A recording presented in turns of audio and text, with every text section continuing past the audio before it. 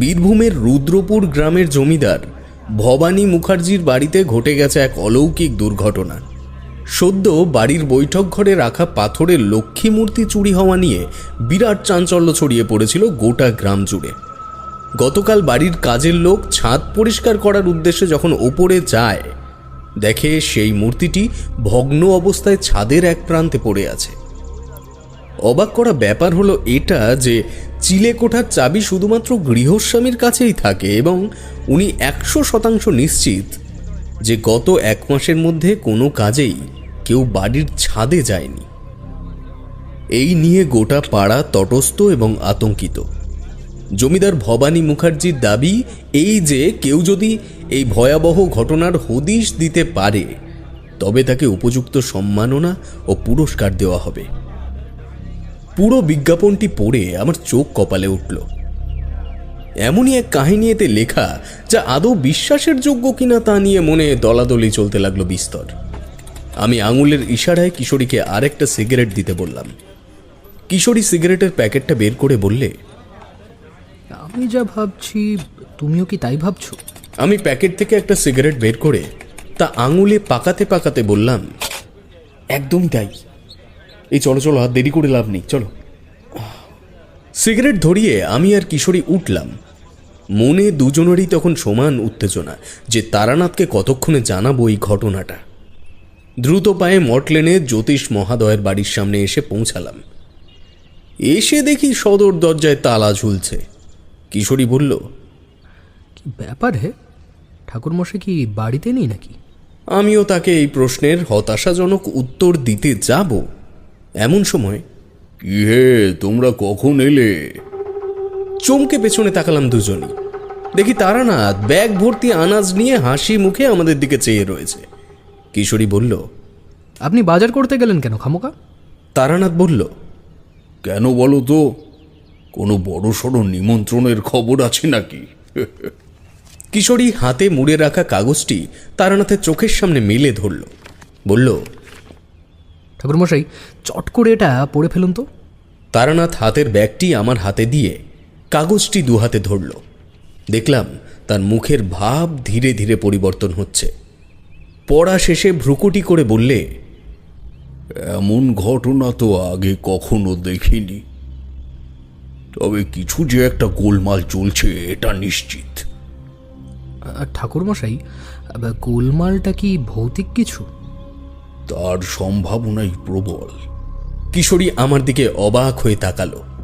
আমি নিচু গলায় বললাম, ঠাকুরমশাই বলছি, একবার গিয়ে দেখলে হয় না? তারানাথ আমার হাতের থেকে ব্যাগটা নিয়ে হেসে বলল, এই আনাজগুলোই তাই সম্পূর্ণ টাকা দিয়ে কিনে আনতে পারিনি, আর কোথায় সে বীরভূম। কিশোরী এগিয়ে এসে বলল, আপনার টাকা নিয়ে চিন্তা করতে হবে না, আপনি শুধু একবার সম্মতি দিন।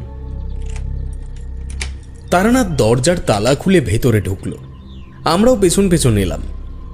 ব্যাগ রেখে দাওয়ায় রাখা ঘটির জল হাতে ঢালতে ঢালতে তারানাথ বলল, তোমাদের আবার এই বিষয়ে এত উৎসাহ এলো কেন?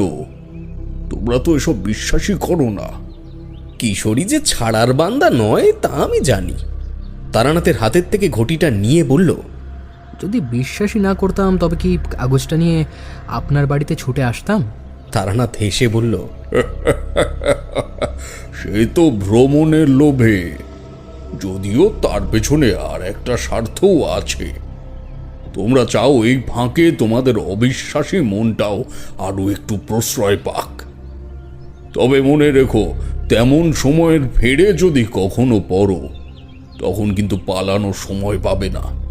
তারানাথের শেষ কথাগুলি শুনে বুঝতে বাকি রইল না যে এই ঘটনা যদি সত্যি অলৌকিকতার মরমে পৌঁছায় তবে তা হতে চলেছে আমাদের জন্য জীবনের শ্রেষ্ঠ ভয়ঙ্কর অভিজ্ঞতা। কিশোরী পাসিং শোয়ের প্যাকেটটা তারানাথের দিকে এগিয়ে দিয়ে বলল, চলুন না ঠাকুরমশাই, তাছাড়া কি ঘটবে বা কি ঘটতে পারে সেটা তো আমরা নিজেরাই জানি না। তারানাথের চোখে একটা প্রশান্তির ভাব লক্ষ্য করলাম। বুঝলাম তার উত্তরটা বোধহয় আমাদের নিরাশ করবে না। কিছুক্ষণ সবাই চুপ থাকার পর তারানাথ নীরবতা ভাঙল।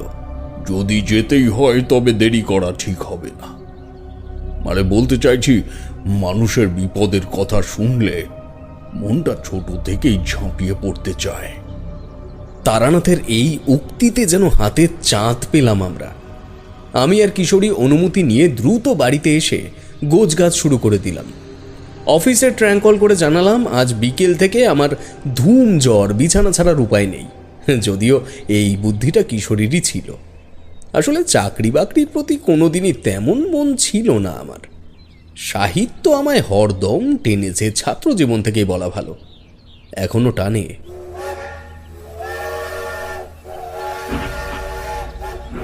কাগজে দেওয়া ঠিকানা অনুযায়ী গন্তব্যে অর্থাৎ বীরভূমের রুদ্রপুর গ্রামে পৌঁছালাম বিকেল নাগাদ। বোলপুর স্টেশন থেকে গরুর গাড়িতে চেপে অতিক্রম করলাম প্রায় 10 মাইল পথ। রুদ্রপুর নামটি শুনে যতটা অচপাড়াগা মনে হয়েছিল, আসলে কিন্তু জায়গাটা তেমন নয়।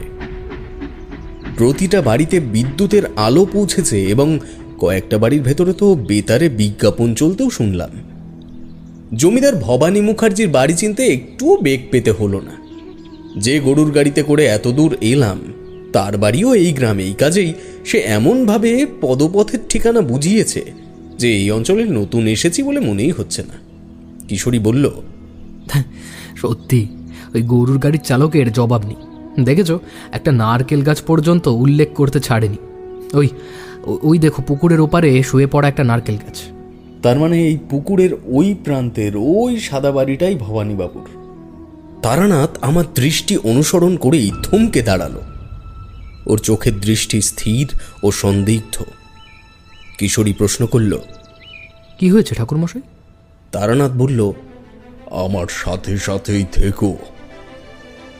বিপদের বলয় বাড়িটাকে ঘিরে ফেলেছে রীতিমতো। খুব বিপদ কিশোরী। আমার অনুমতি ছাড়া এক গ্লাস জলও স্পর্শ করবে না। একটা অযাচিত ভয়তে শরীরটা যেন কেঁপে উঠল আমার। আমি জানি কিশোরীরও অবস্থা একই। তারানাথ এবার আমাদের থেকে 2 পা এগিয়ে হাঁটতে থাকলো। কিশোরী ও আমি পেছন পেছন বাড়িটির দিকে চোখ রাখতে রাখতে এগোলাম। তারানাথের চোখ মুখের অভিব্যক্তি দেখে সাহস হলো না তাকে কোনো প্রশ্ন জিজ্ঞেস করার। বাড়িটার অবস্থান দেখে মনে হয় এটি সম্ভবত গ্রামের একদম শেষ প্রান্তে। এই পুকুরের পাড় বরাবর এই একটাই পায়ে চলা পথ যেটা জমিদার বাড়ি পর্যন্ত গেছে। তাছাড়া বাকি প্রতিটা দিকে ঘন আম গাছের বাগান। সত্যি বলতে কি, এত মোটা আম গাছের কাণ্ড আমি আগে কখনো দেখিনি। আমরা জঙ্গল পেরিয়ে বাড়ির যে প্রান্তে এসে উঠলাম, সম্ভবত সেটা পেছনের অংশ। দোমহলা বাড়ির এই দিকে 3টি দরজা ও প্রতিটা ঘর সংলগ্ন একটি করে জানলা বর্তমান। তারানাথের দৃষ্টি বাড়ির ছাদ পর্যন্ত কেবল সীমাবদ্ধ নয়, যতটা সম্ভব চোখ ঘুরিয়ে ঘুরিয়ে সে দেখে নিচ্ছে আশেপাশের সমস্ত অঞ্চলটুকু। তার মুখে কথা নেই। এত খুনের মধ্যে বেশ কয়েকবার যখন যখন জঙ্গলের ফাঁকের থেকে পলেস্তারা খসে পড়া আদি জমিদার বাড়িটা দেখা গেছে, ততবারই সে দাঁড়িয়ে পড়েছে।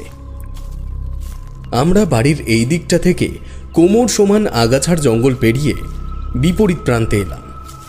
সন্ধ্যা তখন সবে নামছে। না, গল্পে শোনা বা বইতে পড়া যে সকল বাড়ির কথা শুনলে শরীরের মধ্যে একটু হলেও ভয়ের উদ্বেগ হয়, এই বাড়ির বর্ণনাতেও তার হুবহু মিল রয়েছে। মোটা মোটা থামের ওপর দাঁড়িয়ে থাকা দোমহলা ভগ্নপ্রায় বাড়িটি দেখলে মনে হয় বহু দিনের খিদে নিয়ে কোনো এক নরপিশাচ দাঁত বের করে আমাদের মতো তুচ্ছ জীবগুলিকে দেখে হাসছে। উঠোনের আয়তন বেশ বড়, কিন্তু অযত্নে ইতস্তত বড় বড় আগাছার জঙ্গল হয়েছে। তারানাথ বলল, অবস্থা একেবারেই ভালো নয় হে। না এলে সত্যি অনেক বড় বিপদ হয়ে যেত। আমি ও কিশোরী দৃষ্টি বিনিময় করলাম।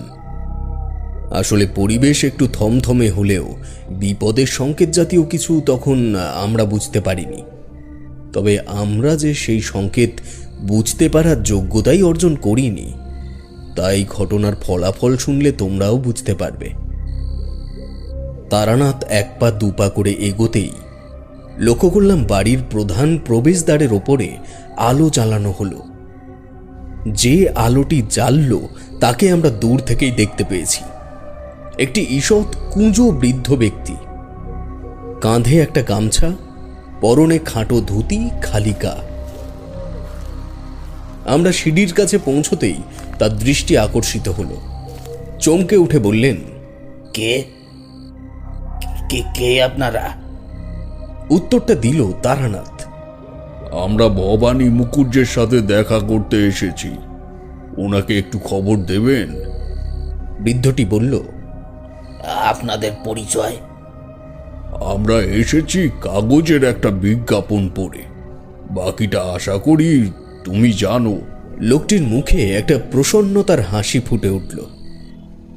একটা বাড়তি উৎসাহ জানিয়ে বললেন, আসুন আসুন, আর আসুন, বাইরে দাঁড়িয়ে কেন? আসুন, আমি এখনই ডেকে পাঠাচ্ছি কর্তাবাবুকে। আসুন না, আসুন না, আপনারা আসুন। আমরা বারান্দায় উঠে এলাম। বৃদ্ধ লোকটি উচ্চস্বরে হাঁক দিতে দিতে বাড়ির ভেতরে চলে গেল। মিনিট 5 পরে ভেতর থেকে দুজনকে কথা বলতে বলতে বাইরে আসতে শুনলাম। যারা এলেন তাদের মধ্যে একজনের সাথে আমাদের আগেই পরিচয় হয়েছে, আর একজনের ব্যক্তিত্ব দেখেই বোঝা যায় ইনি বাড়ির মালিক শ্রেণীর মধ্যে একজন। পরনে লাল কুচি করা ধুতি এবং চকচকে বোতাম লাগানো গরদের পাঞ্জাবি। আমাদের মধ্যে কিশোরীকেই বোধহয় ওনার মনে ধরল। বললেন, নমস্কার, আপনাদের অসংখ্য ধন্যবাদ যে কাগজে বিজ্ঞাপনটা দেখে আপনারা এসেছেন। নমস্কার, আমার নাম কিশোরী, আর ইনি তারানাথ চক্রবর্তী, আর ওর নাম বিভূতি। পরিচয় বিনিময়ের পর ভবানীবাবু বললেন, আজ অনেক দিন পর আমার বাড়িতে ব্রাহ্মণ অতিথি এলো, তবে কাগজে ঠাকুরমশাই সম্পূর্ণ বিবরণ দেওয়া তো সম্ভব হয়নি। আসুন, ভেতরে আসুন, আগে আপনাদের গুছিয়ে বলি। আমরা তাকে অনুসরণ করে ভেতরে এলাম। বাইরের থেকে দেখা বাড়ির রূপ নিমেষে ভুলে গেলাম ভেতরকার আলোড়ন দেখে। মস্ত ঝাড় লণ্ঠনের নিচে একটা ছোট টেবিলকে কেন্দ্র করে সাজানো রয়েছে 5টি বেতের চেয়ার, এবং ঠিক কিছুটা দূর থেকেই প্রমাণ দূরত্ব বজায় রেখে দুদিক থেকে উঠে গেছে দোতলায় যাওয়ার সিঁড়ি। আমাদের চেয়ারে বসতে বলে উনি বৃদ্ধটিকে বললেন, মানিক, যা চা নিয়ে আয়, আর গণেশ ঠাকুরকে এনাদের রাতের খাওয়া দাওয়ার ব্যবস্থা করতে বল। তারানাথ এতক্ষণে কথা বললে, এত ব্যস্ত হবেন না, যদি ভুল না করে থাকি আপনি তো ভবানী মুকুজ্জে। জমিদারবাবু মাথা নেড়ে সায় দিলেন। তারানাথ বলতে থাকল, আপনি আমাদের নিয়ে চিন্তা করবেন না, আপনাকে সাহায্য করতে এসেছি মুকুজ্জে মশাই। দয়া করে আগে পুরো ঘটনাটা বলুন দেখি। আমরা চেয়ারে বসলাম। জমিদারবাবু কিছু বলার আগেই কিশোরী আগ বাড়িয়ে বলল, আরে আপনি একবার বলে দেখুন না ভবানীবাবু, দেখুন ইনি সব ঠিক করে দিতে পারবেন। তারানাথ ভারী চোখে কিশোরীর দিকে চাইল। কিশোরী আরো কিছু বলতে যাচ্ছিল, কিন্তু এই দৃষ্টি নিক্ষেপের পর আর কথা বলা যায় না। ভবানীবাবু বলতে শুরু করলেন, ঠাকুরমশাই, আমরা ব্রাহ্মণ ঠিকই, কিন্তু আমার জ্ঞাতি গোষ্ঠীতে কেউ কোনোদিন পুজো পাঠ বিশেষ করেনি। ছোটবেলা থেকেই অভাব কি জিনিস তা আমি জানতাম না, এবং ঈশ্বরের কৃপায় এখনো সেই বস্তুর সাথে আমার সাক্ষাৎ হয়নি। স্ত্রী মারা গেছেন আজ প্রায় 15 বছর হতে চলল। সেই থেকে এই বাড়িতে আছি কেবল আমি, আমার চাকর মানিক, রান্নার ঠাকুর গণেশ এবং আমার 2 ছেলে। বলতে পারেন ছোট ছেলে শিবেনের ইচ্ছেতেই এবার বাড়িতে লক্ষ্মী পুজো করার সিদ্ধান্ত নিয়েছিলাম, যে কারণে বাইরের শিল্পী দিয়ে বহু অর্থের বিনিময়ে পাথরের লক্ষ্মী প্রতিমা বানিয়ে রেখেছিলাম। যেদিনের ঘটনা বলছি, সেদিন অনেক রাত পর্যন্ত এই বৈঠক ঘরে বসে গ্রামের 10-15 জন মিলে আসন্ন শ্যামা পূজা সংক্রান্ত প্রস্তুতিমূলক আলোচনা চলছিল। রাত 12টা নাগাদ সবাই চলে গেলে একটা চুরুট ধরিয়ে আনমনে মূর্তিটার দিকে চেয়েছিলাম, ওই জায়গায়। জমিদার হাতের ইশারায় কিশোরী চেয়ারের ঠিক পিছনের দিকটায় দেখালো। আমরা সেদিকে দৃষ্টি নিয়ে আবার জমিদারের দিকে ফিরলাম। উনি বলতে লাগলেন, তখনও পর্যন্ত সব ঠিক ছিল, পরদিন সকালে আমার ছোট ছেলে এসে আমায় ডাকলে। বাবা উঠুন, উঠুন বাবা, বাড়িতে চুরি হয়ে গেছে। আমি লাফ মেরে উঠলাম। তখনই ওর মুখে সবটা শুনে নিচে এলাম। দেখি সত্যি ঘরের সবকিছু অক্ষত থাকলেও মূর্তিটা নেই। গ্রামে খবরটা ছড়িয়ে পড়তেই প্রায় সকলেই এসে এসে খবর নিয়ে গেছে। সেই জন্য কাউকে সন্দেহ করার মতো আর নেই। ব্যাপারটা মাথার থেকে যাওয়ার আগেই ঘটলো আবার এই ঘটনা। বৃষ্টির জল ছাদে জমলে ওই দক্ষিণ দিকের ঘরের দেওয়ালটা চুইয়ে চুইয়ে জল পড়ে। সেই কারণে আমি মানিককে পাঠিয়েছিলাম জল পড়ার নলগুলো একটু পরিষ্কার। ঠাকুরমশাই, কিসের শব্দ হলো? এমন সময় ছাদের ওপর থেকে যেন কোনো দৈত্য দৌড়ে যাওয়ার মতন শব্দ হলো। চেয়ার ছেড়ে তারানাথ বলল, ছাদে যাওয়ার সিঁড়ি কোন দিকে একটু বলুন তো। ভবানীবাবু ভীত চোখে তারানাথের দিকে তাকিয়ে কোমর থেকে একটা চাবি বের করে কাঁপা হাত তুলে দেখিয়ে দিল বারান্দার দিকটা। কিশোরী, টর্চটা নিয়ে এসো। বলে তারানাথ চাবিটা নিয়ে ছুটে বারান্দায় গেল। দাঁড়িয়ে দুদিকে একবার দেখে নিয়ে বাঁ দিকে সিঁড়ি লক্ষ্য করে দৌড়ে উপরে উঠতে শুরু করলো। আমিও কিশোরী তার পেছন পেছন, এবং কিশোরীর হাতে একটি 2 সেলের টর্চ। ছাদের সিঁড়ি ফুরিয়েছে একটি মস্ত বড় লোহার দরজার পাদদেশে। উত্তেজনায় বুকের ভেতরে তোলপাড় করছে ঠিকই, কিন্তু এই নির্ভীক তারানাথকে চোখের সামনে এই রূপে পেয়ে মস্তিষ্কে যেন কোনো সম্ভাব্য অলৌকিকতাও ঠাঁই পাচ্ছে না মুহূর্তের জন্যেও। তারানাথ ব্যস্ত হাতে তালা খুলে সজোরে লোহার এক পাল্লা দরজাটা ঠেলে দিল বিপরীত দিকে। টর্চের প্রয়োজন পড়ল না। বৃষ্টি ঝরে যাওয়া মেঘমুক্ত আকাশে চাঁদ ফুটেছে যেন কোনো এক রূপকথার গল্পের অতি সুন্দর রাতের মতন। সেই আলোয় দরজার এপার থেকেই যা দেখলাম, তা দেখার পর আমার বা কিশোরীর মতো মানুষের হৃৎপিণ্ড মুহূর্তের মধ্যেই থেমে যায়নি। এই কথা ভেবেই এখনো অবাক হই। ছাদের ঠিক মাঝখানে একটা অপেক্ষাকৃত উঁচু জায়গায় বসে আছে একটি মেয়ে। আমরা তার মাথার পেছনের দিকটা দেখতে পাচ্ছি। পরনের বস্ত্রটা শাড়ি না অন্য কিছু তা বোঝার উপায় নেই। কিশোরী এগিয়ে যেতে চাইছিল, তারানাথ সামনে হাত রেখে বাধা দিল। ঠিক তখনই নিঃশব্দে মেয়েটির কাঁধের ওপরে এসে বসল একটি পেঁচা। এই পাখিটির আকার কিন্তু অন্য সকল পেঁচার মতো নয়। সাধারণত আমরা যেমন পেঁচা দেখি বা দেখেছি তার থেকেও 10 গুণ বড়। অবাক করা ব্যাপার হলো এই, এত বড় একটা প্রাণী মেয়েটির কাঁধে এসে বসতেও তার শরীরী অভিব্যক্তির কিন্তু কোনো পরিবর্তন নেই। সে যেন জানতো এই পেঁচাটি আসবে, অথবা পাখিটা হয়তো তার পোষ্য। তারানাথ প্রশ্ন করল, কে তুমি? এ বাড়িতে কেন এসেছো? মেয়েটি উঠে দাঁড়ালো। ধীরে ধীরে ছাদের কোমর সমান উঁচু রেলিংয়ের সামনে গিয়ে দাঁড়িয়ে পড়ল। পেঁচাটি যেন তার সব থেকে পছন্দের জায়গায় এসে বসেছে, কোনো নড়াচড়া নেই। সেই প্রথমবার তার হাড় হিম করে দেওয়া গলার স্বরটা শুনেছিলাম। বাঁধানো রেলিংয়ের ওপর ঝুঁকে পড়ে সে উত্তর দিল, অলক্ষী হলো। বলেই ঝুঁকে পড়া দেহটাকে আরো ঝুঁকিয়ে দিল ছাদের থেকে নিচের দিকে। লক্ষ্য করলাম পেটের উপরে ভর দিয়ে তার 2টি পা কাঁপতে কাঁপতে উঠতে থাকলো শূন্যে। কিশোরী নিচু গলায় বলল, ঠাকুর মশাই, পড়ে যাবে তো মেয়েটা। কথা শেষ হলো না তার আগেই মেয়েটি নিজেকে সম্পূর্ণ ভর শূন্য করে ছাদের রেলিং টপকে অদৃশ্য হলো, কিন্তু নিচে কোনো ভারী বস্তু পড়ার মতো শব্দ হলো না। শুধু বাড়ির পেছনের আম গাছগুলোর পাতায় কোনো এক অলৌকিক দুর্যোগের ঝোড়ো হাওয়া বয়ে গেল দ্রুত গতিতে। আমার ও কিশোরীর দুজনের অবস্থায় তখন পাথরের মূর্তি প্রমাণ। আকস্মিক বিস্ময়তা সম্পূর্ণ বাকরুদ্ধ করে দিয়েছে ততক্ষণে। তারানাথ বলল, নিচে চলো, এখানের কাজ ফুরিয়েছে। আমরা তাকে অনুসরণ করে আবার নিচে ফিরে এলাম। অবাক হলাম গৃহস্বামীর ঘটনাস্থলে উপস্থিত না হওয়া দেখে। উনি বৈঠক ঘরে একই স্থানে চুপ করে বসেছিলেন। আমাদের দেখে চেয়ার ছেড়ে উঠে দাঁড়ালেন। ভয়ার্ত কণ্ঠে বললেন, ঠাকুরমশাই, কিসের শব্দ হলো? আপনাদের ফিরতেই বা এত দেরি হলো কেন? তারানাথ জবাব দেয়, আপনারা বাড়ির প্রত্যেকে কয়েকদিন এক ঘরে থাকুন। বিপদ আসছে মুখুজ্জে মশাই। বিপদ? কি বিপদ?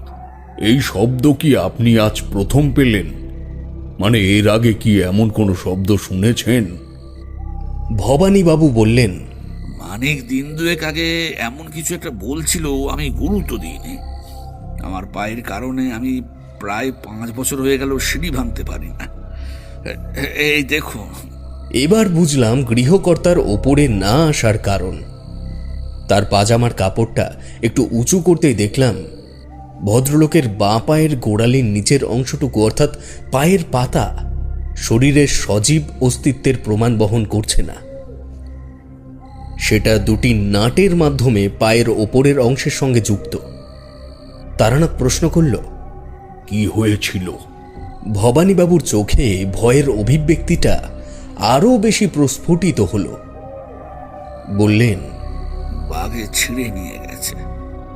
আমার বংশ পরম্পরায় সবার শিকারের শখ আছে, এটা তারই একটা অপ্রিয় স্মৃতি। আমি মানিক আর গণেশকে বলছি আজ থেকে আমার ঘরেই শুতে। কিন্তু ঠাকুরমশাই, বিপদ যাই হোক, দয়া করে আমায় মুক্তি না দিয়ে আপনারা যাবেন না। ছেলেপুলেগুলোর এখনো বিয়ে দিতে পারিনি, তার মধ্যে একই অনাসৃষ্টি শুরু হলো। হ্যাঁ, ওই আমি তো কোনোদিনই কারোর কোনো ক্ষতি করিনি। তারানাথ বলল, ক্ষতি শুধুমাত্র স্বেচ্ছায় হয় তা নয় মুখুজ্জে মশাই। আমরা অবচেতনেই প্রতিনিয়ত কারোর না কারোর ক্ষতি করে চলেছি। যেমন ধরুন, আপনি আপনার শখের জন্য কতগুলি প্রাণীকে হত্যা করেছেন, কিন্তু তারা অবলা, কথা বলতে পারে না বলে আপনি জানেনই না যে তাদের কত বড় ক্ষতি আপনার দ্বারা হয়েছে। কিন্তু মুখুজ্জে মশাই, সবাই যে কথা বলতে পারে না তা কিন্তু নয়। বাকিটা আপনাকে আরো কিছু লক্ষণ পর্যবেক্ষণ করার পর বলবো। আমাদের 3 জনের ঘরটা যদি একটু দেখিয়ে দেন। ভবানীবাবু তারানাথের কথার মর্মে এমনভাবে প্রবেশ করে গেছেন যে শেষ কথাটা উনি শুনতেই পাননি। তারানাথ আবার বলল, মুখুজ্জে মশাই, আমাদের থাকবার ঘরটা। এবার তার ঘোর কাটল। এই এই মানিক, এনাদের ঘরে নিয়ে যা। আর রাতের খাবার হলো? মানিক আমাদের দোতলার একটি ঘরে নিয়ে গেল। তারানাথ প্রশ্ন করল, মুখুজ্জে মশাই, ছেলেদের তো দেখছি না, তারা কোথায়? মানিক বললে, বড়বাবু তো এখানে থাকেন না, বহু বছর হয়ে গেছে। কিন্তু ছোটবাবু শিবেন এখানেই থাকেন।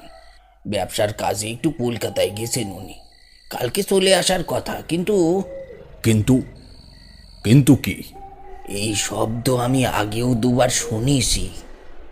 ছাদের ওপরে কে যেন দৌড়াদৌড়ি করে। রাত হলেই শুনতে পাবেন একটা পেঁচা কি বিকট ভাবে ডাকতে ডাকতে এই বাড়ির চারিদিকে ঘোরাঘুরি করছে। কর্তাবাবু ওষুধ খেয়ে ঘুমিয়ে পড়েন বলে শুনতে পান না, কিন্তু আমি রোজ রাতেই টের পাই। উনিও আমার কথা তেমন ভাবে শোনেন না, তাই সব কিছু বলিও না। আপনারা কদিন থাকুন, ঠিক বুঝতে পারবেন। বলে মানিক চলে গেল। আমরা দুজনেই তারানাথের মুখের দিকে তাকালাম। তারানাথ ঈষৎ হেসে জঙ্গলের দিকের জানলাটা খুলতে যাচ্ছে, এমন সময় কিশোরী বলল, ঠাকুরমশাই, ওই জানলাটা না খুললেই নয়। তারানাথ একটা প্রশস্ত নিঃশ্বাস টেনে তার ছাতি ভরিয়ে বললে, কেন কিশোরী, তোমরা তো এইসব মানতেই চাও না। এই যাত্রায় আসতে চাইছিলাম না, তার কারণ হলো এবার আর তোমাদের আমার জীবনের কাহিনী শোনার বিশেষ উৎসাহ থাকবে না। প্রশ্ন করলাম, কারণ? কারণ এতদিন তোমরা বিশ্বাস করতে না বলেই অলৌকিক গল্পের এমন একনিষ্ঠ শ্রোতা ছিলে। কারণ নাস্তিক ও অবিশ্বাসীরাই অপ্রাকৃতিক গল্পের ভালো শ্রোতা হয়। কিন্তু এবার থেকে তোমরা কাগজের বিজ্ঞাপন খুঁজতে শুরু করবে, কোথায় কি এমন অজাগতিক ঘটল। ভুল বললাম কি আমি? আমি আশা করেছিলাম উত্তরটা কিশোরী দেবে, কিন্তু ও এক মনে জানলার দিকে তাকিয়ে রয়েছে দেখে আমি বললাম, ঠাকুরমশাই, আপনার এই কথাটাই আমি একমত নই। জানি না এই ঘটনার ফলাফল কি হবে, তবে এটুকু বলতে পারি, আপনার কাছে গল্প শুনতে যাওয়া শুধু গল্প শোনার লোভে কিন্তু নয়। আপনার দার্শনিকতার প্রতি একটা অমোঘ টান তৈরি হয়েছে আমাদের দুজনেরই। তাই বলতে পারেন, আপনি গল্প বলুন আর না বলুন, আমরা কিন্তু হাসবই। তারানাথ পরিচিত হাসি হেসে কিশোরীর দিকে ফিরল, বলল, এত ভয় পেও না কিশোরী। এই অধম যতক্ষণ আছে তোমাদের ভয় পাওয়ার কোনো প্রয়োজন নেই। শুধু আগে যেটা বলেছি আবার বলছি, আমায় না জানিয়ে বা না বলে কোনো পদক্ষেপ নেবে না। তারানাথ বসল। সময় তখন রাত 8:20। এই ঘরটার মধ্যে দুটি বিছানা, একটি ওই জানলার সাথে আর একটি কিছুটা দূরে। মাঝখানের ফাঁকা জায়গাটায় একটি আরাম কেদারার মতো চেয়ার রাখা। মানিক খাবার নিয়ে এলো 9টা নাগাদ। তারানাথ তাকে প্রশ্ন করল, মুখুজ্জে মশাই খেয়েছেন? হ্যাঁ, মানে আমি ওনার ঘরে খাবার দিয়ে এসেছি। বলে এসে আমাদের হাত ধোয়ার জন্য একটি পাত্র এগিয়ে দিল। আমরা খেতে বসলে সে আমাদের পাশে বসল। আমি বললাম, তুমি খেয়েছো? জি বাবু, আমার খাওয়া দাওয়া হয়ে গেছে। আপনারা খান, আমি থালা বাসনগুলো উঠিয়ে নিয়ে তারপর যাব। আমি বসলুম। বললাম, তুমি যাও, আমি থালা বাসন সব নামিয়ে নিয়ে আসবো। ওই সিঁড়ির পাশের কলঘরে তো। মানিক জিভ কেটে বললে, কি মা, কি বলছেন বাবু? আমি থাকতে আপনারা কেন করতে যাবেন? তারানাথ বাধা দিয়ে বলল, ও ঠিকই বলেছে, তুমি গিয়ে ঘুমিয়ে পড়ো। আমরা নিচে এগুলো রেখে একেবারে হাত মুখ ধুয়ে আসবো। মানিক বিড়বিড় করতে করতে উঠে দাঁড়ালো। আর ঘুমের বলল, কথা কি বলেন? সেই ঘুম ঘুম আর কি ঘুম হবে? ঘুম আর হবে না বাবু, একটু পরেই শুনতে পারবেন শব্দটা। বলে সে চলে গেল। আমরা খাওয়া শেষ করে কল ঘরে গিয়ে একটু চোখে মুখে জল দিয়ে ওপরে এলাম। সারাটা দিন শরীরটা বিশ্রাম পায়নি, তাই বিছানায় একটু এলিয়ে পড়তেই চোখ দুটো ভারী হয়ে এলো। তারানাথ জানলার পাশে দাঁড়িয়ে একটা সিগারেট ধরালো, বলল, তোমরা ঘুমিয়ে পড়ো, আমার জন্য অপেক্ষা করবার দরকার নেই। কিশোরী বলল, আমার ঘুম আসবে না ঠাকুরমশাই। কান এতটাই সজাগ যে দূরে কোথাও একটা কাঠ ঠোকরা পাখি গাছের কাণ্ড খুঁড়ছে, তাও শুনতে পারছি। আমার ঘুমটাও কিশোরীর কথায় ভেঙে গেল। আমিও কান খাড়া করে শব্দটা শোনার চেষ্টা করলাম, কিন্তু তেমন কিছুই পেলাম না। নীরবতাপূর্ণ মিনিট 10 কাটার পরেই বাইরের দেওয়ালে একটা ধপ ধপ শব্দ শুনতে পেলাম মনে হলো। তারানাথ জানলার বাঁ দিকে ঘেঁষে গিয়ে চোখ রাখলো বাঁ দিকের পাল্লার সোজা। সুতরাং সত্যি একটা শব্দ আসছে জানলার বাইরের থেকেই। আমি উঠে গিয়ে তারানাথের পেছনে দাঁড়ালাম। কিশোরীও যোগ দিল সেই সঙ্গে। যে শব্দটা অস্পষ্ট ছিল তা এখানে দাঁড়ানোর পর অনেকটাই স্পষ্ট হলো। তারানাথের হালকা পিছিয়ে আসা দেখেই বুঝলাম সে কিছু একটা দেখতে পেয়েছে। আমি ও কিশোরী আরো একটু ঝুঁকলাম তারানাথের দিকে। বাইরেটা বলা যায় ভোরের আলোর মতো পরিষ্কার। চাঁদের আলোয় যা ছোট অদূরে গাছের ডালে একটা কাঠবিড়ালি কি একটা নিয়ে ছোটাছুটি করছে তাও পরিষ্কার দেখা যাচ্ছে। এমন সময় কানে এলো শব্দটা, একটা চাপা কান্নার শব্দ। এই কান্নায় শুধু যন্ত্রণা নয়, প্রতিশোধের তীব্র স্পৃহাও প্রকাশ পেতে চাইছে যেন। তারানাথ ঠোঁটের উপর আঙুল দিয়ে আমাদের আরো সতর্ক হওয়ার নির্দেশ দিল। এমন সময় দেখলাম জানলার পাশ থেকে দেওয়ালের গা বেয়ে ধীর পায়ে নামছে একটি নারী মূর্তি। আতঙ্কে কিশোরী চেয়ারের পাশে ছিটকে পড়ল। তৎক্ষণাৎ মেয়েটিও দাঁড়িয়ে পড়ল জানলার কপাটের ঠিক পাশে। তারানাথ আরো একটু পিছিয়ে এলো। আমার হৃৎপিণ্ড বোধ হয় তখন চলছিল না, কিন্তু চোখ যেন কোনো মতেই পলক ফেলতে চাইছে না, পাছে এই বিজ্ঞান বিরোধী সত্যটা দৃষ্টিগোচর হয়ে যায়। এটা কোন ধরনের জীব যার উপরে মধ্যাকর্ষণ কাজ করে না? আমরা প্রত্যেকে এতটাই নিঃশব্দে থাকার চেষ্টা করছি যে নিঃশ্বাসের শব্দ পর্যন্ত কানে আসছে না। কয়েক সেকেন্ড পরে আবার পায়ের শব্দ শুরু হলো দেওয়ালে। তারানাথের জটা ভরা চুলের পাশের থেকে একটি চোখ বের করে দেখলাম মেয়েটি আবার ধীরে ধীরে নিচের দিকে নামতে শুরু করেছে। কাঁধে বসে আছে সেই অস্বাভাবিক বড় আকারের পেঁচাটি। এবার তারানাথ নিজেই নিঃশব্দে জানলার কপাট দুটো টেনে বন্ধ করে দিল। ওর মুখে সম্পূর্ণ দুশ্চিন্তার ছাপ। জিজ্ঞেস করলাম, কি বুঝছেন ঠাকুরমশাই? যা বুঝছি অবস্থা একেবারেই ভালো নয়। বাড়িটাকে যে অত্যন্ত ভয়ঙ্কর একটি শক্তি ঘিরে ফেলেছে তা আমি আসার পথে পুকুরের ওপর থেকে যখন বাড়িটাকে দেখি তখনই বুঝতে পেরেছি। কিভাবে? গুরুর কৃপায় এইটুকু শক্তি পেয়েছিলাম যে বিপদগ্রস্ত মানুষকে দেখলেই আমি বুঝতে পারতাম একটা কালো ধোঁয়ার মতো ছায়া উদ্দিষ্ট ব্যক্তিকে তাড়া করে বেড়াচ্ছে সব সময়। তবে তবে আপনি তো কোনো মানুষকে দেখেননি পুকুরের ওই পার থেকে? তারানাথের চোখ আরো মোটা হলো এই প্রশ্ন শুনে।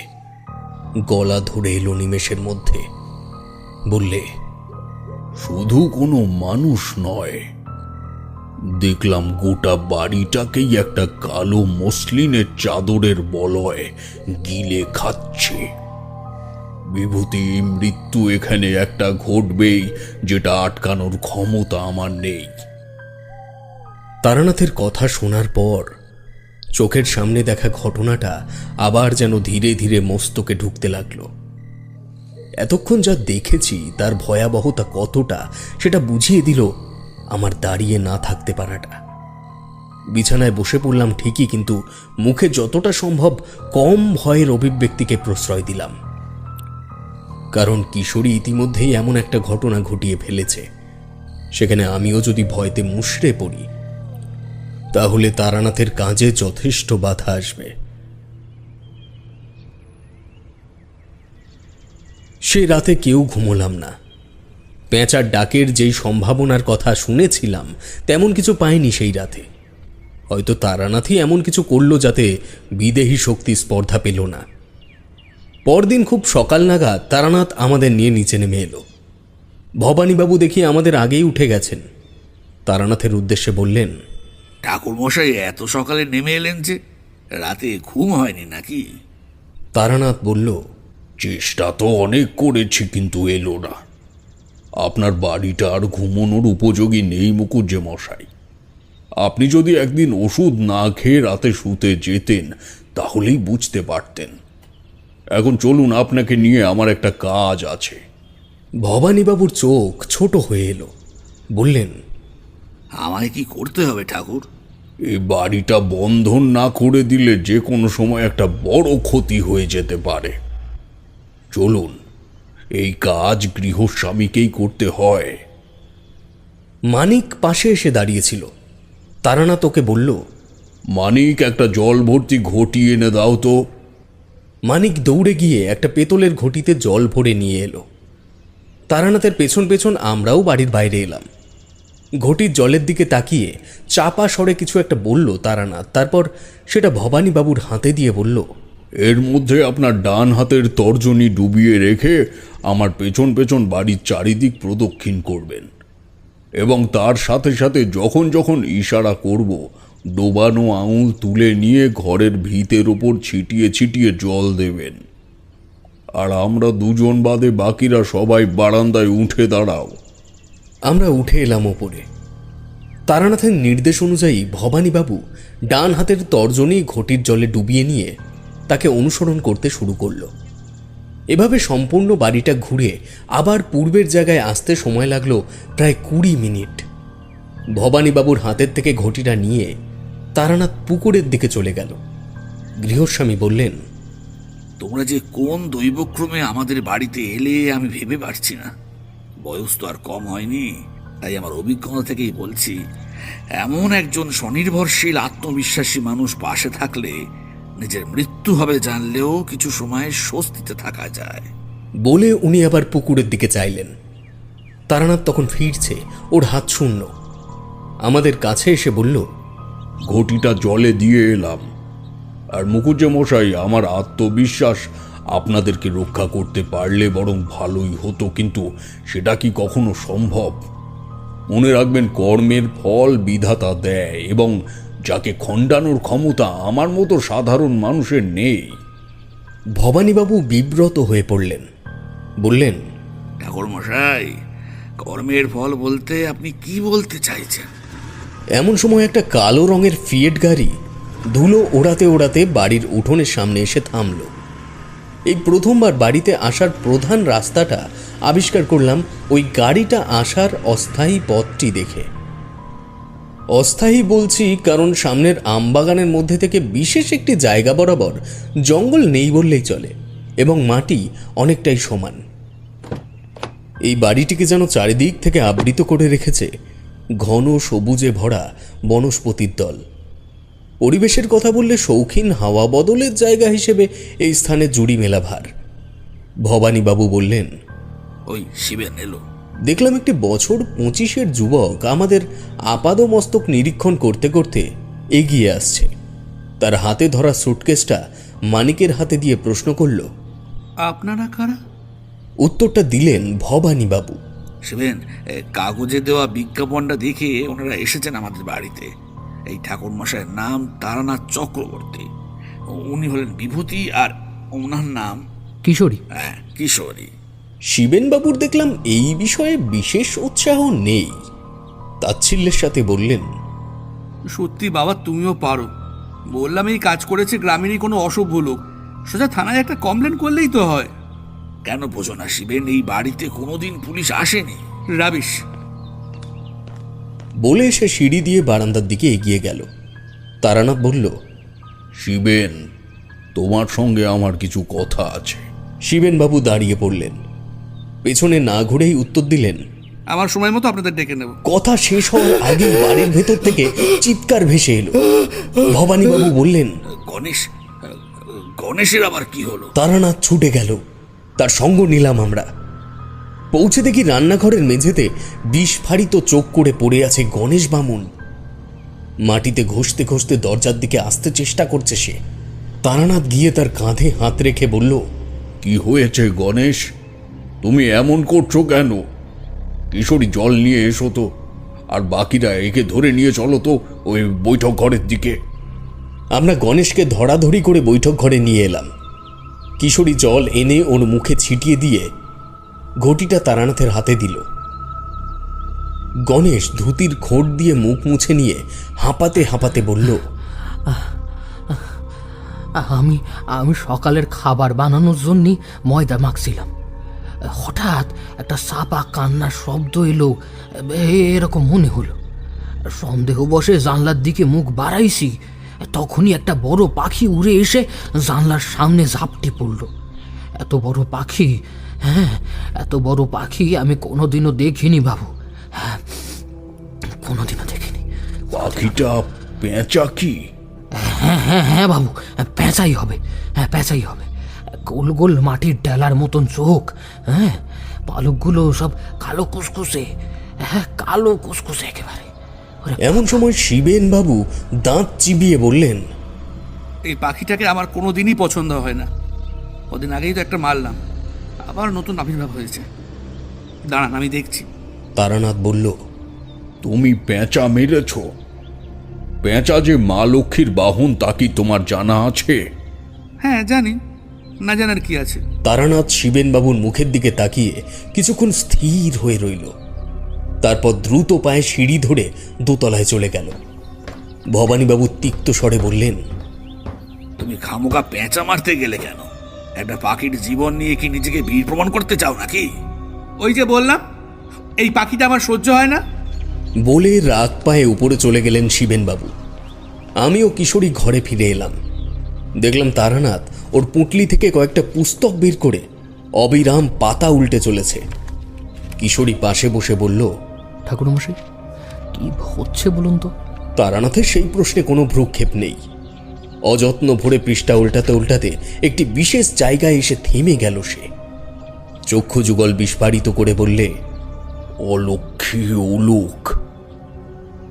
এই কথাটাই বলেছিল না মেয়েটা? হ্যাঁ হ্যাঁ হ্যাঁ হ্যাঁ, ঠিক বলেছেন, অলক্ষী উলুক বলেছিল মেয়েটি। তারানাথ বলল, চলো শিবেনের কাছে এখনই। শিবেনবাবুর ঘর ওপরেই। আমাদের আসার আগেই উনি ওপরে উঠে এসেছেন। ওপরে মোট 4টে ঘর। আমাদের ঘর বাদে অন্য যে ঘরটি খোলা আছে তার সামনে গিয়ে তারানাথ ডাকল, শিবেন, আমায় এখনই তোমায় সাহায্য করতে হবে, নইলে তোমার প্রাণ সংকট হতে পারে। তবে এই উক্তির সত্যতা যাচাই করার এখনই চেষ্টা করো না, প্রমাণ তুমি আজই পাবে। তারানাথের কথা শুনে শিবেনবাবু ঘর থেকে বেরিয়ে এলেন। হয়তো প্রতিবাদের সুরে কিছু একটা বলতেন, কিন্তু মুখটাকে স্বাভাবিক করে শুধু ক্ষণিকের সৌজন্যতার কারণে বললেন, আমি কি, বলুন কি করতে হবে আমার? পেঁচাটিকে জঙ্গলের কোন স্থানে হত্যা করেছিলে মনে আছে তোমার?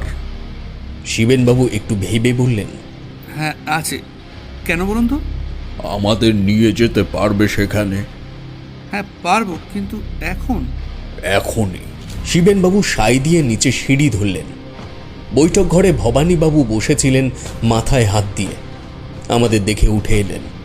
তারানাথ বলল, চলুন মুকুজ্জে মশাই, দেখবেন কি বিপদে পড়েছেন আপনারা। মনের ভেতরে পুরো ঘটনাটা তখন কোনো মতেই আর সাজাতে পারছি না। মন্ত্রমুগ্ধের মতো ফলাফলের পথে ছুটছি প্রাণপণে। আমি, তারানাথ, কিশোরী, শিবেন এবং ভবানীবাবু জঙ্গলের পথ ধরলাম। আমরা যে জঙ্গলে পথ টপকে এই বাড়িতে এসেছিলাম সেই পথটিকে বাঁ দিকে ছেড়ে দিয়ে বাড়ির পেছনের দিকের আরও ঘন আগাছা পেরিয়ে এগোতে লাগলাম আমরা। শিবেনবাবু বললেন, বেশি দূরে নয়, মরা শিশু গাছের ডালেই পাখিটা বসেছিল। ওই যে ওই গাছটা। চক্ষু নির্দেশ অনুসরণ করতে দেখতে পেলাম দূরে একটা দৈত্য প্রমাণ গাছের কঙ্কাল। একটাও পাতা নেই সেই গাছে। বৃদ্ধ অভিভাবকের মতো জঙ্গলে সবকটি গাছের ওপরে মাথা তুলে যেন প্রত্যেকের ওপর নজর রাখছে। তবে শহরের পরিষ্কার রাস্তায় ঘোরা ছেলেদের জন্য ওই গাছ পর্যন্ত দূরত্বটাকে মোটেই অনতি দূরে বলে মনে হলো না। তারানাথ বিনা দ্বিধায় জঙ্গল মারিয়ে চলেছে সামনের দিকে। ও দৃষ্টি আটকে গেছে গন্তব্যে। বেশ কিছুটা এগিয়ে আসার পরেই নাকে একটা পচা গন্ধ ভেসে এলো। উফ, কি বিশ্রী সেই গন্ধ! তারানাথ ছিল সবার আগে। লক্ষ্য করলাম ও বাঁ দিকের অপেক্ষাকৃত একটু বেশি আগাছায় ভরা জায়গাটার দিকে তাকিয়ে থমকে দাঁড়িয়ে পড়ল। আমরা ততক্ষণ প্রায় তার কাছে চলে এসেছি। পৌঁছে যা দেখলাম তাতে দাঁড়িয়ে থাকতে পারার কথা নয়। ভবানীবাবু নিজেকে সামলাতে না পেরে মাটিতে বসেই পড়লেন। দেখলাম একটি মৃতদেহ পচে প্রায় মাটির সাথে মিশে যেতে বসেছে। তার গলে যাওয়া পিচ্ছিল শরীরকে কেন্দ্র করে ঘুরে বেড়াচ্ছে অসংখ্য মাছি। কি তীক্ষ্ণ তাদের আর্তনাদ! শিবেনবাবুর এবার যেন একটু ভয় হলো। কাঁপা গলায় বললেন, এসব কি করে হলো? তারানাথ বলল, এটা তো ফলাফল মাত্র। ভুল না হলে ঘটনাটা ঘটেছে এর আগে। এসো এখন। আমরা ধরাধরি করে ভবানীবাবুকে তুললাম। ওনার কপালের থেকে উত্তেজনার ঘাম ঝরে পড়ছে অনর্গল। বললাম, আপনাকে কি বাড়িতে রেখে আসবো? না না, আমি ঠিক আছে। বলে আবার উনি ক্লান্ত পা বাড়ালেন সামনের মানুষদের লক্ষ্য করে। শিবেনবাবু এখন সামনে এবং তারানাথ এখন অনুসরণ করছে তাকে। আরও মিনিট 5 হাঁটার পর আমরা ওই মরা শিশু গাছটির গোড়ায় এসে পৌঁছালাম। তবে গাছটির প্রাণ আছে, নইলে তার কাণ্ডকে কেন্দ্র করে এত আগাছা ও শ্যাওলার বাড়বাড়ন্ত হতো না। গাছটার গোড়ার দিকে একটা ফোঁকর রয়েছে এবং সেই ফোঁকরটির সামনে ইতস্তত ছড়িয়ে রয়েছে কোনো কালো পাখির পালক। শিবেনবাবু বললেন, আমি পাখিটাকে গুলি করার পর তা কোথায় পড়েছে আমি দেখিনি, হয়তো ওখানে। তারানাথ হাত দিয়ে কয়েকটা আগাছা তুলে কিছুটা জায়গা পরিষ্কার করে নিল। তারপর বলল, কিশোরী, এদিকে এসো। আমি যা যা বলবো তুমি একটু সেভাবে আমায় সাহায্য করো তো। বলে তার পুঁটলি থেকে একটা কাঁচের শিশি ও একটি ধাতব দণ্ড বের করে সে কিশোরীর হাতে দিল। তারপর বলল, ওই ধাতুটি দিয়ে মাটির উপরে একটা বড় বৃত্ত আঁকো। কিশোরী তাই করল। এবার আপনারা সবাই ওই বৃত্তের মধ্যে এসে দাঁড়ান। যাই হয়ে যাক, কেউ ওই গণ্ডি পেরিয়ে বাইরে আসবেন না। আমরা আদেশ অনুযায়ী উল্লেখিত স্থানে গিয়ে দাঁড়ালাম। কিশোরী শিশিটি হাতে নিয়ে তারানাথের পাশে গিয়ে দাঁড়ালো। তারানাথ বলল, আমার চোখের দিকে লক্ষ্য রাখবে। ইশারা করা মাত্রই তুমি ওই গণ্ডির মধ্যে গিয়ে দাঁড়াবে। আমি নিজেই করে নিতাম, কিন্তু আমি করবন্ধনী ছাড়তে পারবো না। বলে তারানাথ পরিষ্কার করা স্থানটিতে বসে ওই ধাতব বস্তুটি দিয়েই একটা ছক তৈরি করল। তারানাথ বলল, আমার নির্দেশ অনুযায়ী ডান হাতের তালুতে শিশির থেকে গঙ্গা জল নিয়ে ঢেলে দেবে এই ছকের মধ্যে। আর দেরি করা ঠিক হবে না, শুরু করি। ওম মনোপ্রীতান্যস্তি অলক্ষিতাং নমঃ রত্রয়ন্তী অমঙ্গলাভোর বিনাশায় নমঃ। ওম ভুবুর্ভু সংতৎসাদিতবর্গিং ভর্গদেবস্য ধীমহি ধিয়ো য়ো ন প্রচোদয়াৎ। সর্বরোগ নিবারয়ন সর্বজন সর্বস্বী আকর্ষণায়ং শ্রীং ওম স্বাহা। মন্ত্র পাঠ শুরু করলো তারানাথ। আন্দাজ করতে পারিনি যে এই ঘটনা শেষে তারানাথকে মন্ত্রযজ্ঞেও বসতে হবে। কিশোরী স্থির দৃষ্টিতে তারানাথের চোখের দিকে তাকিয়ে আছে। খানিক বাদে বাদে তারানাথের ইঙ্গিত বরাবর শিশির থেকে গঙ্গা জল ঢেলে দিচ্ছে সে ওই অঙ্কিত চতুর্ভুজের মাঝখানে। মিনিট 15 একইভাবে চলল এই ক্রিয়া। আচমকা মন্ত্রপাঠ থামিয়ে তারানাথ হাতের ইশারায় কিশোরীকে চলে আসতে বলল বৃত্তের মধ্যে। স্বভাবতই দৃষ্টি ফিরল আশেপাশের পরিবেশের দিকে। বুঝলাম অবশ্যই কোনো আকস্মিক পরিবর্তন ঘটেছে তারানাথের চোখের সামনে। তখনই জিনিসটা আমাদের সকলের দৃষ্টিলব্ধ হল। তারানাথ আসন করেছিল ওই শিশু গাছটির গোড়ায়। লক্ষ্য করলাম গাছের ফোকরের থেকে বেরিয়ে আসছে একটি আহত রক্তাক্ত পেঁচা। কি বিশাল সেই প্রাণী! কাল জ্যোৎস্নার আলোয় দূর থেকে তার যে কালো অবয়ব দেখেছিলাম, আজ তার থেকেও যেন বেড়েছে তার আয়তন। ভবানীবাবু মুখে হাত দিয়ে নিজের উত্তেজনা আটকে রাখার চেষ্টা করছেন। গলাটা যেন কাঠ হয়ে এলো আমার। তারানাথের হাত উঠছে ধীরে ধীরে প্রাণীটির দিকে। অঙ্গুলি নির্দেশের মাধ্যমে সে পাখিটিকে ওখানে দাঁড়িয়ে পড়ার আদেশ করলো দুবার। আমাদের সকলকে অবাক করে পেঁচাটি ওখানেই স্থির হলো। এমন সময় কানে এলো চাপা কান্নার শব্দটা। সেই যন্ত্রণা ও রোষ মিশ্রিত একটা শব্দ। তারানাথ গলা উঁচু করে নির্দেশ দিল, কেউ গণ্ডির বাইরে বেরোবে না। বুঝিনি এখনো এত বড় একটি ভয়ঙ্কর অলৌকিকতা আমাদের জন্য অপেক্ষা করে আছে। মরা শিশু গাছের ফোকর থেকে বুকে ভর দিয়ে বেরিয়ে আসতে লাগলো একটি রক্ত ভেজা দেহ। বুঝে নিতে অসুবিধা হলো না, এই সেই মেয়ে যাকে কাল রাতে তার পোষ্য পেঁচাটিকে নিয়ে ছাদের থেকে নামতে দেখেছি আমরা তিনজন। পরনে একটা ময়লা শাড়ি এবং ডান হাত ও ডান পায়ের হাঁটুর অংশটা অনেকটাই বেঁকা। তার চলন ভয়াবহ, আতঙ্কদায়ক। তারানাথ বলল, শিবেন, তুমি এদিকে এসো। অভিজ্ঞতা সাধারণ মানুষের এমন অলৌকিকতা স্রোতে কখনো ডোবে না। শিবেন বাবুর অবস্থাও তখন বাকিদের মতোই। কাঁপতে কাঁপতে এক পা দুপা করে সে তারানাথের পেছনে গিয়ে দাঁড়ালো। এবার তারানাথ পরবর্তী নির্দেশ করল, পেঁচাটিকে 2 হাতে তুলে নাও শিবেন। ওই সময় এমন প্রস্তাবে কোনো স্বাভাবিক মানুষই রাজি হতে চাইবে না।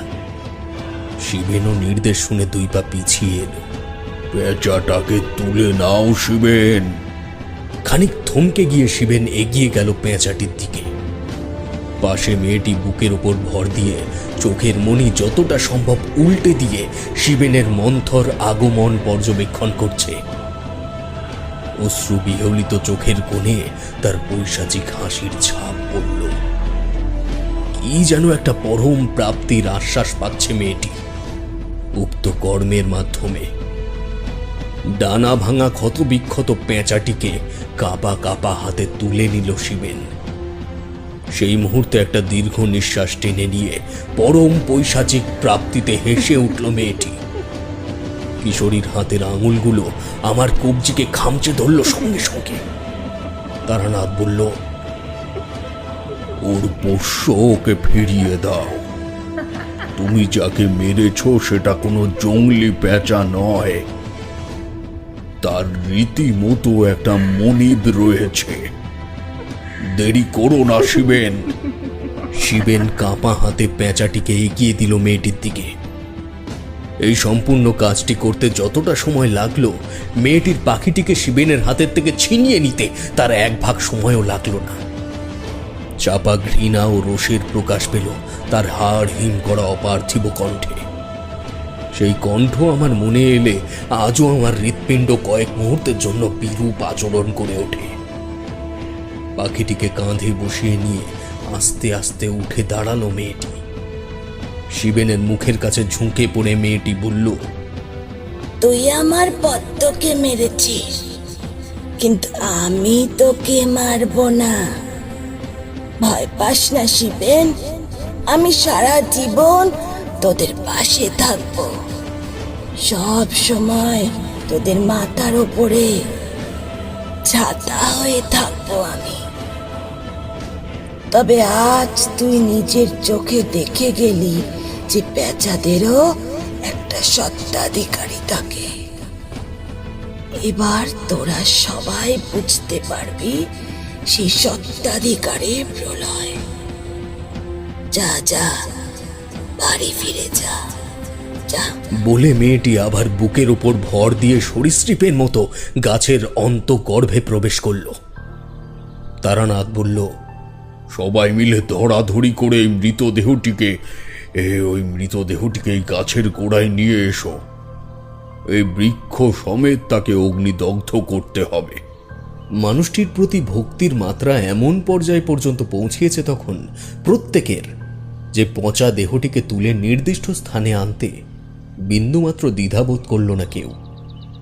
মৃতের অর্ধগলিত কাঠামোটা হেলান দিয়ে বসিয়ে দিলাম ওই ঘুণে ধরা শিশু গাছটির কাণ্ডে। কিশোরী ও তারানাথ আশপাশ থেকে বেশ কয়েকটা শুকনো লতা পাতা জোগাড় করে এনে মৃতদেহের ওপরে ছড়িয়ে দিল। হাতের ইশারায় শিবেনকে আগুন ধরিয়ে দেওয়ার নির্দেশ দিয়ে ওরা দুজনেই পিছিয়ে এলো। শিবেন এক মুহূর্তও নিল না সেই কার্য সম্পন্ন করতে। দ্রুত পকেট থেকে দেশলাই বের করে আগুন লাগিয়ে দিল শুকনো পাতার স্তূপে। বহুদিনের শুকিয়ে যাওয়া বৃদ্ধ শিশু গাছটি জ্বলে উঠল বিজয় অনলের মতো। আমরা ফেরার পথ ধরলাম। শিবেন ভেবেছিল ও নিজ হাতে সমস্ত পাপের প্রায়শ্চিত্ত করল সেদিন, কিন্তু না। কাহিনীর মর্ম যে মৃত্যু পর্যন্ত যাবেই তা আমিও কিশোরী জানতাম। কারণ তারানাথ বলেছিল এই বাড়িতে অদূর ভবিষ্যতেই একজন মরতে চলেছে। জমিদার বাড়িতে পৌঁছে সবাই বৈঠকখানায় ঢুকলাম। কারোর মুখে কোনো কথা নেই, তবে জানতাম তারানাথ সমস্ত ঘটনার কারণ আড়াল করবে না। সেই নীরবতা ভাঙল সে। আপনাদের গ্রামে কি উলুক নামে কোনো মেয়ে থাকতো? মানিক দরজার কাছে এসে দাঁড়িয়েছিল, বলল, বাবু, উলুক তো ডাইনি, মানে ওই রামু সর্দারের মেয়ে হলো উলুক। বাচ্চাদের ধরে নিয়ে গিয়ে বাড়িতে বসে খেলা করতো। বাপ মা মরে যাওয়ার পর ওই কাজ আরো বেড়ে গিয়েছিল, তাই গায়ের লোকেরা ওরে মায়ের গ্রাম সারা করেছে। কেন বাবু, ওরে দেখেছেন নাকি? আমার ও কিশোরীর হাঁটু ঈষৎ কেঁপে উঠল। কারণ এই নামটির মানুষকেই তো অগ্নিদগ্ধ করে এলাম আমরা। তারানাথ বলল, ডাইনি বলে কোনো জাত হয় না, সবাই মনে রাখবেন। এই সমাজে স্বাভাবিক বুদ্ধি নিয়ে সবাই জন্মায় না। আর সাথে এটাও মনে রাখবেন, এই অপবাদযুক্ত যত মেয়ে আজ গ্রাম ছাড়া বা ঘর ছাড়া হয়েছে, তাদের প্রত্যেকেরই একটা মা আছে, যার আচার কার্যকারণ দেখতে দেখতে এরা বড় হয়ে ওঠে। শিবেন ভ্রু কুঁচকে প্রশ্ন করল, ডাইনিদের মা? আর সেই মাই হলেন শ্রী শ্রী অলক্ষ্মী। যার সংসারের ওপর তার রোষ দৃষ্টি পড়ে সে সেই বংশের কুলো ধ্বংস না করে সে ছাড়ে না। কাজেই তার সন্তানদের কাছে তার ভাই বোন ছোটবেলার খেলার সাথী হয়ে দাঁড়ায় একটা পেঁচা। অলক্ষ্মী হলেন দেবী লক্ষ্মীর আপন দিদি, এবং সে এই ব্রহ্মাণ্ডে যদি সব থেকে বেশি কাউকে ঈর্ষা করে তবে সেটা তার নিজের বোনকে। ব্যাপারগুলো জেনে রাখুন, কারণ পরবর্তীকালে আপনাদের কাজে লাগবে মুকুজ্জে মশাই।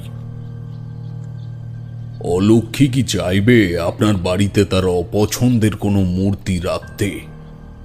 ভবানীবাবু চলন শক্তি হারিয়ে আচমকা চেয়ারে বসে পড়লেন। ঘষা গলায় বললেন,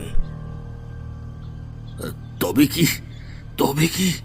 হ্যাঁ, ওই উলুক হলো অলক্ষ্মীর সন্তান এবং পদ্ম হলো তার পোষ্য পেঁচাটির নাম। মুকুজ্জে মশাই, জিতটা তো পীড়িত অদৃষ্টেরই হলো। এই পাপের শাস্তি যদি শিবের না পায় সেটা ঈশ্বরের ন্যায় বিচার হবে কি? কিন্তু আপনি বা আপনার বড় ছেলে এই ঘটনার সাথে সরাসরি জড়িত নন ঠিকই, কিন্তু বলতে খারাপ লাগলেও এটা চিরন্তন সত্য। অবলা জীবের সাথে অনাচার অত্যাচার বা নিহত করলে এভাবেই জীবন হারাতে হয়। ওই যে আগেই বললাম, অলক্ষ্মী একবার রুষ্ট হলে কুলো ধ্বংস না করে ছাড়ে না। যাক, এবার আমাদের অনুমতি দিন, আমরা আসি।